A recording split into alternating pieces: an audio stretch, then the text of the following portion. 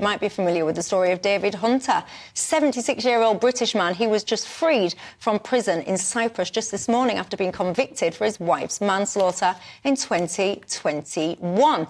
Awful situation, he says. His wife had blood cancer. She was begging him basically to end her life. Obviously, she died. He apparently then took an overdose. It didn't work. Clearly, he's here to tell the tale. Anyway, it's got people talking again about whether or not assisted dying should be legalised in this country. Where do you stand on that? I think it should.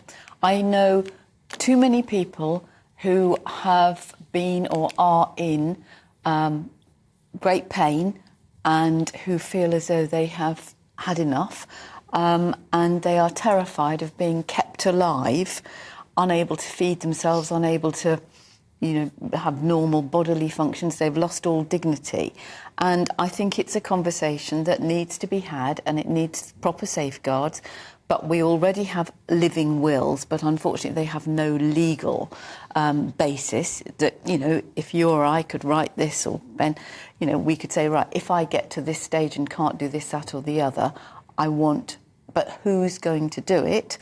We already have, and very commonly use, the do not resuscitate, which is not to say that the health professionals are not going to try and save your life. What it's about is actually, do you want to see your 92-year-old mother have her chest broken, and all that sort of stuff. I will give you an example, Michelle. My mum, she's got Alzheimer's, she's blind, she's in a care home. One of the side effects of Alzheimer's is the inability to swallow. When you can't swallow and somebody's talking about putting a tube down your throat that you can't see... I mean, what quality of life is that? But then would your mum, I don't mean to be personal, but would your mum be in favour then of assisted dying being legalised? Yes. And what do you make to it all, Ben? Well, I mean, it's a highly charged subject, obviously. I don't think this particular story is a very good example of... Well, don't worry about that story. Let's talk broadly about the concept. I mean, this chap asphyxiated his wife, and that's perhaps the most painful way. Very odd choice of way to do it, which would indicate perhaps something else in his mind. But I think there's too much state intervention generally in determining what can live and what how you die and so on.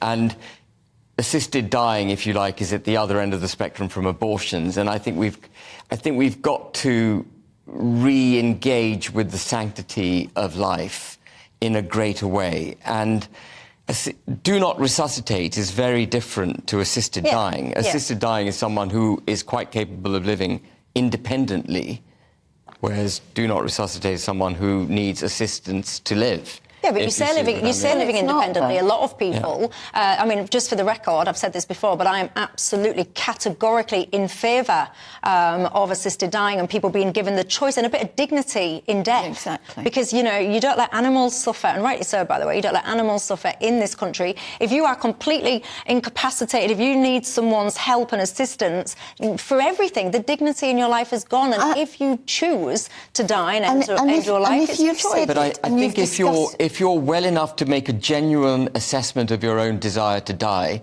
then and you're able-bodied and able-minded, then really you should take your own life. Yes, but what if you can't? But what if you can't? Then I don't think you're an entire... we talk about the mind and the body as if they're independent. No, but Ben, but you... For example... let's suppose you say, right, you write this at age 43, let's say, for the sake of argument. This is what I want...